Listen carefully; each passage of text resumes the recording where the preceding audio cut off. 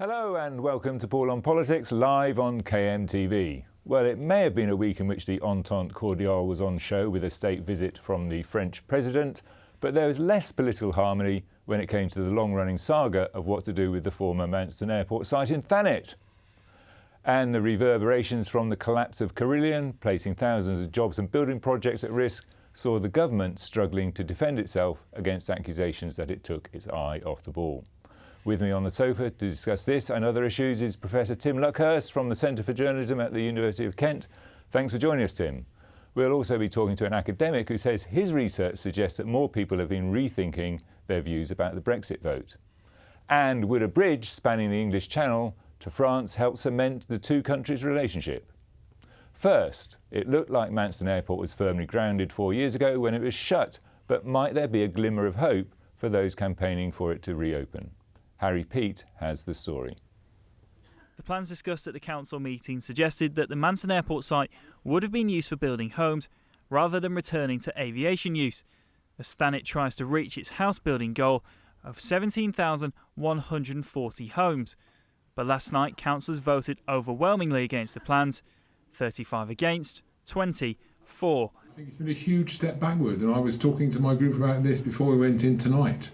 I reckon if you went to those people who wanted to build houses and asked them what they wanted to achieve here tonight, the best thing to achieve for people who want to build houses is to go to the government where housing is its number one priority, where they just put housing in the title of the department that's going to be in charge.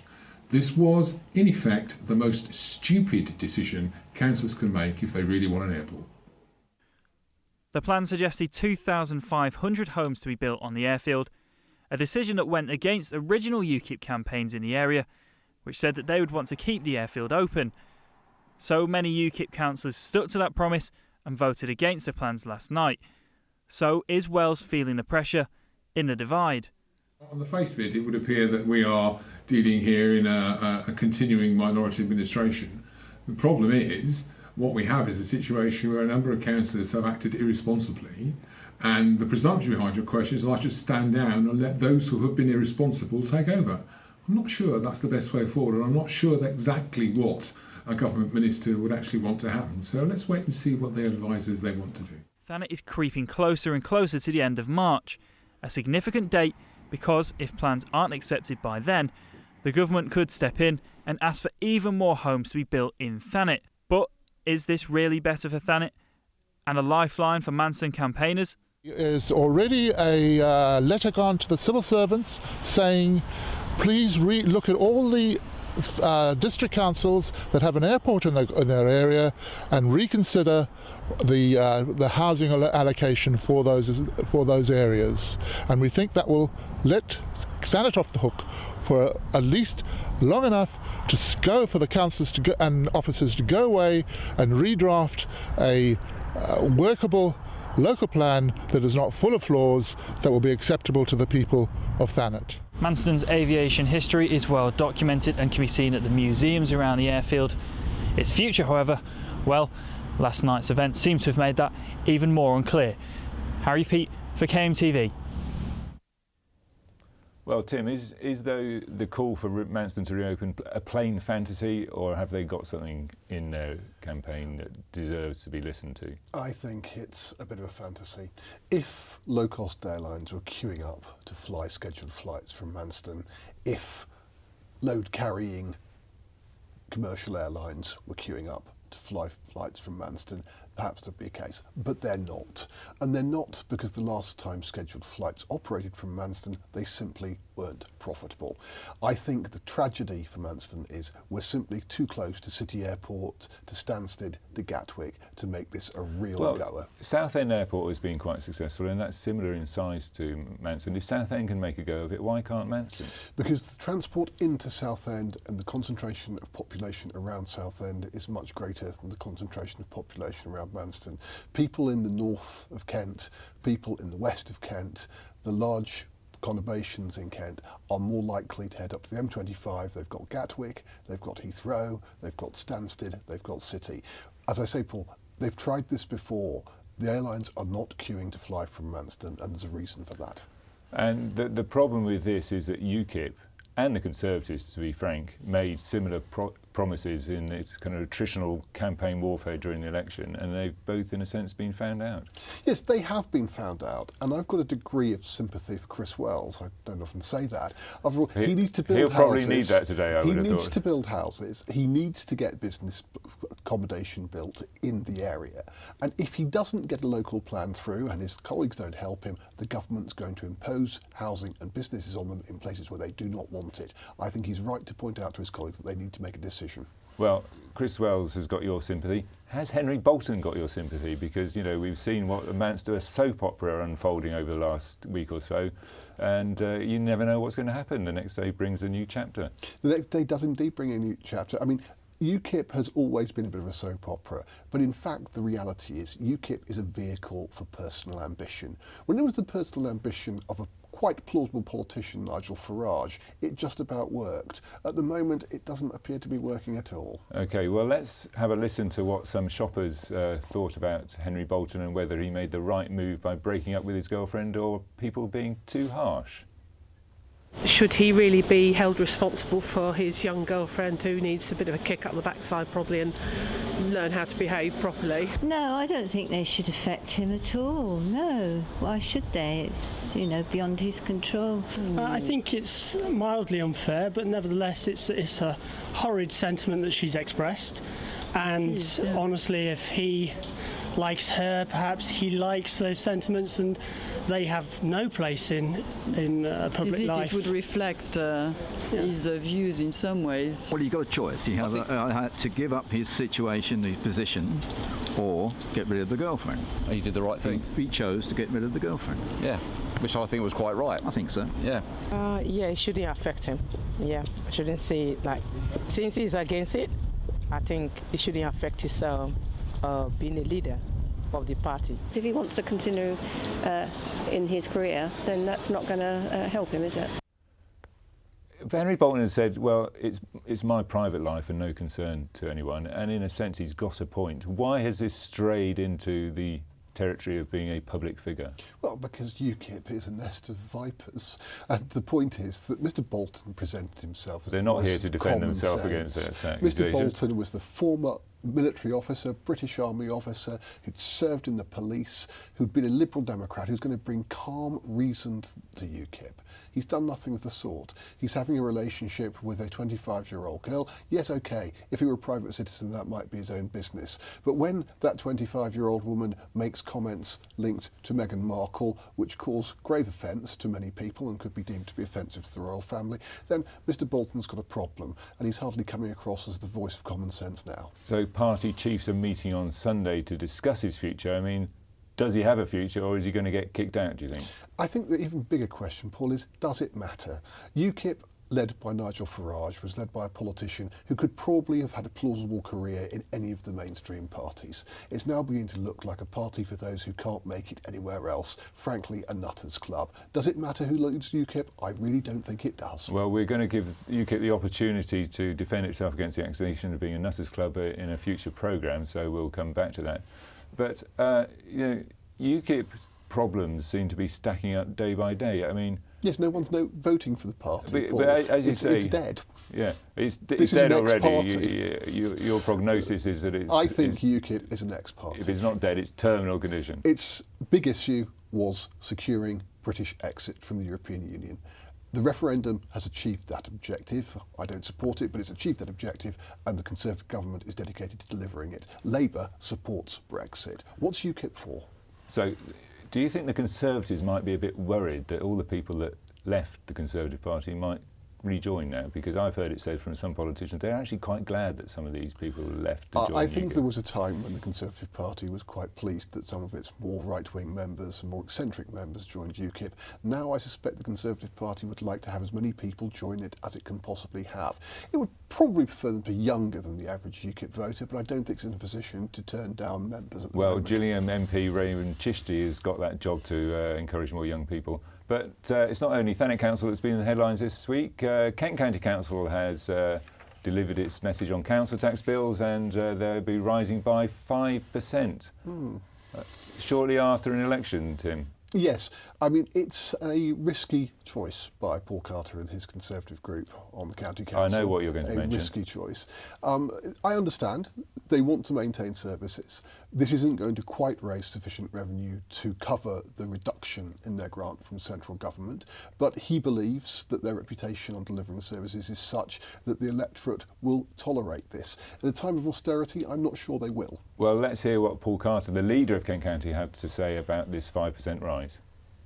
We are spending money differently. We are delivering what we've done over the last 7 years of austerity, more efficiency, more productivity, a big focus on commissioning and procurement of services. You're not saying whether there will be cuts to services, though. Well, I'm not sure. Our endeavour, as our track record, you ask me this same question every year. You're spending less money. Where will you diminish frontline services? And just because you're spending less money doesn't mean to say you can not spend that money in different ways.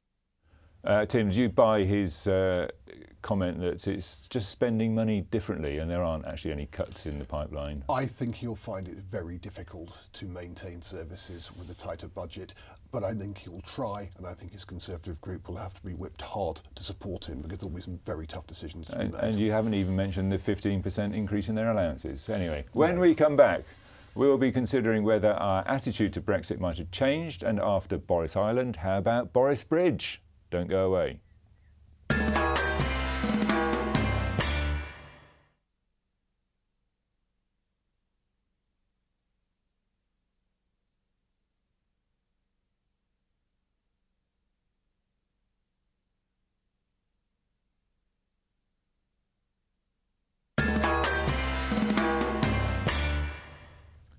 Welcome back to Paul on Politics, live on KMTV. Now, the collapse of Carillion and the consequences on jobs and major building projects has dominated the headlines. The Kent MP and Business Secretary Greg Clark has announced the creation of a task force to help.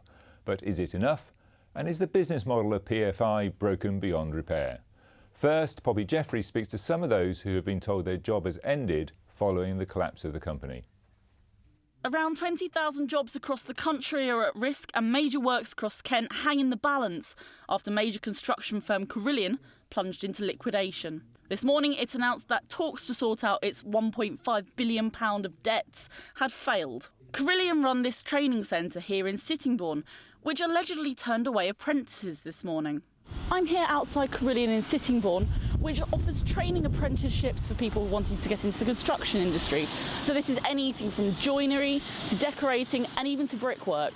Connor Edwards has just 5 months left to finish his apprenticeship, but when he turned up this morning, he says he was told to go home. Well, before we even got there, my friend phoned me saying they've just sent everyone home, and when I got there I wanted to see what's going on for myself, and I looked in the office and none of the staff members was coming to look at the apprentices. They was just all confused and they didn't know what to do with themselves. So I went to go to my supervisor, the one that taught me how to paint, and he just kind of wished me luck and said, we don't know what's going on really.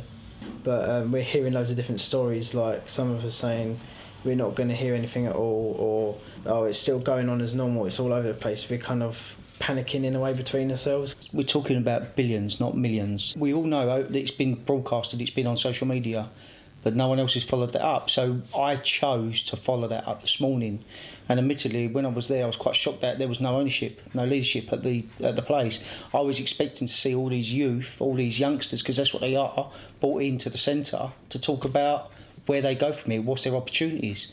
But no, go home.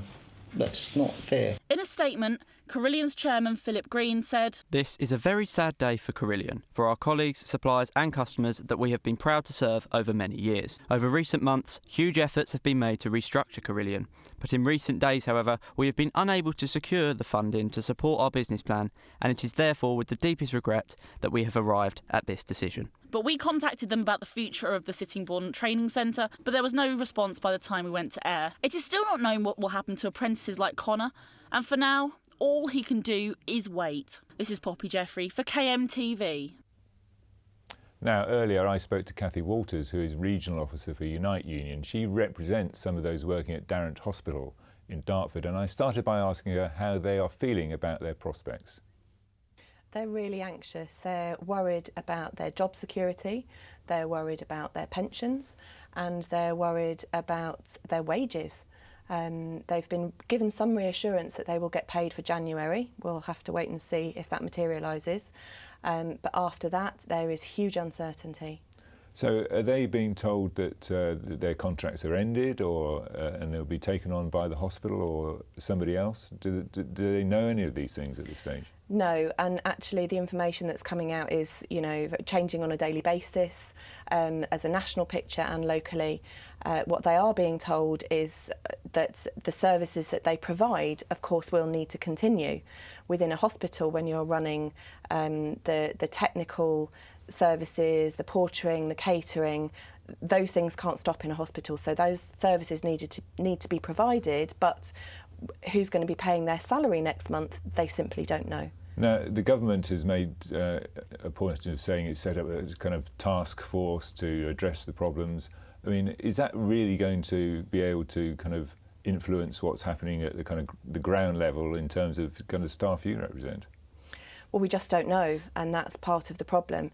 Unite has been pressing the government, and our national officer, Colenso, Jarrett Thorpe, has met with Greg Clark and has been pushing for that reassurance about jobs, security and pensions, pushing for the review that needs to be a really full and thorough review of not just Carillion and not just what went wrong with Carillion, but also with all the other services that are out there that are being provided, particularly to public service contracts that have been outsourced. We don't know what Pandora's box is going to reveal. I mean, one of the issues is the view that outsourcing and commissioning to the private sector has left there no checks and balances within the system. These kind of contracts are given and no one's really scrutinising them. Did the government take its eye off the ball? I think so, definitely. There were a number of opportunities over the last few months, warning bells where things could have been looked into, and scrutiny was definitely needed and just wasn't applied.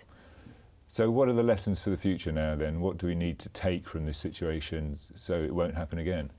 Well, we just know that this is a broken system. So outsourcing public service contracts to companies that need to make a profit, that have shareholders and huge bonuses that they're paying out, just isn't a good use of public money, and it's something that needs to stop, and those services need to be brought back into public ownership. The argument always has been that, you know, this is a good way of doing things through PFI because the public sector doesn't have the money at the outset to build these huge projects. Yeah, and the lack of funding, the lack of proper, robust, effective funding for our public services is something that we as a union have been campaigning for. I'm joined by Professor Dominic Abrahams, a Professor of Social Psychology at the University of Kent. Dominic, is the PFI model, this outsourcing business, at an end? Is it a broken model now? Well, I think the idea that the government would kick its debts into the long grass to get things done probably isn't at an end, but the way it's being done I think is surely going to have to change.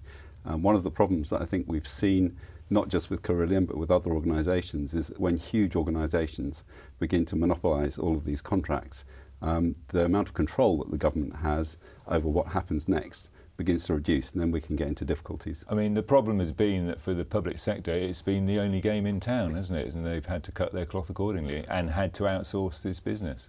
I think that's right. I don't think you could really blame the public sector for pursuing these contracts. It's just that the number of contractors available to do the work has gradually diminished, and now we find that these huge corporations are actually driving many of these very large-scale public contracts, and then we get into difficulties if they aren't being managed properly. Do you draw any analogies between this crisis and the banking crisis, where similar complaints were made about lack of oversight, lack of scrutiny? I think there are a lot of similarities, and you find in all kinds of areas, whether it be banking or football or anything else, that when management gets too powerful and has been there too long and isn't being scrutinised both from below and above, that often it will begin to be reckless, do irresponsible things and take risks that it shouldn't. The Conservatives have got a problem because, you know, politically they're sort of supportive of this idea of big business, private business doing the work of the public sector. Do you think they're going to have to rethink their view on this? I think they will, and I think there's going to have to be more flexibility and adaptability to local circumstances in a lot of the ways these things are being done now. And that tends to suggest that you need a more integrated local approach, not something that's just a one-size-fits-all approach. OK, well, thanks for that. Now, we're never far from a bit of Brexit-related news. After Boris Island hit the skids, are you ready for Boris Bridge? The Foreign Secretary Boris Johnson has declared that he wants to see a bridge linking England with France, something that would definitely cement the entente cordiale. But is it plain fantasy or something that, unlike the airport, could actually take off? We canvassed the thought of some voters.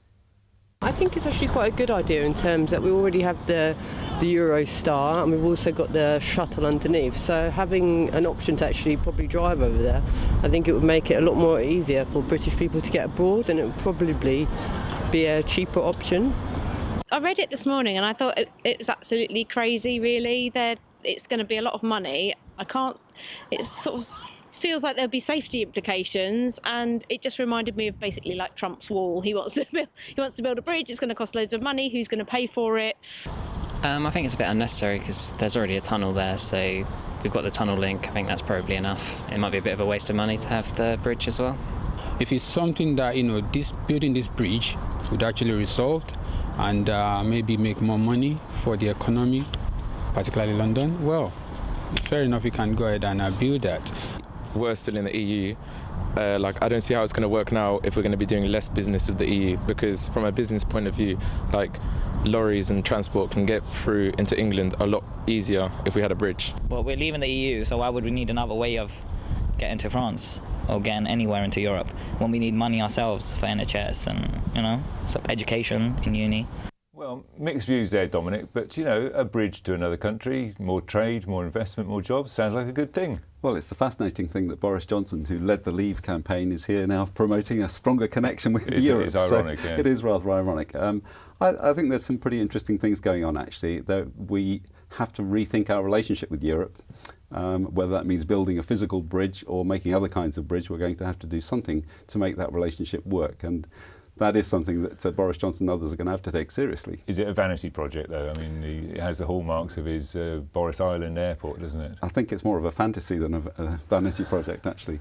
The real question, particularly for Kent, is what should our connection with Europe be? We just said about a big investment to, as it were, defend Calais and Dover from the problems of illegal immigration. But actually, the more serious question is how do we connect these two parts of Europe? And you've done some research suggesting people might have a different view about Brexit now if their vote was held tomorrow. One of the reasons that we found that people voted for Brexit, we surveyed 1,000 people in Kent, was their real sense of uncertainty that the politicians had the first clue about what to do about immigration. It wasn't so much that they were feeling hostile or racist in any way towards Europe or the rest of the world, but they really did feel uncertain about that, and they didn't trust the politicians to come up with an answer. So they voted for Brexit as a way of getting control over that. Now, if politicians do show that they've got some control over what's going on, then maybe people will also become more positive and relaxed about connecting back. And are trusted. Well, trust is a crucial issue, and it goes back to your earlier issue on Carillion. Trust depends on people communicating honestly about what they're doing. It's a valued commodity in politics, trust. Anyway, I'm afraid that's all we've got time for this week. Thanks very much for watching and for our guests to coming into the studio. We'll be back soon.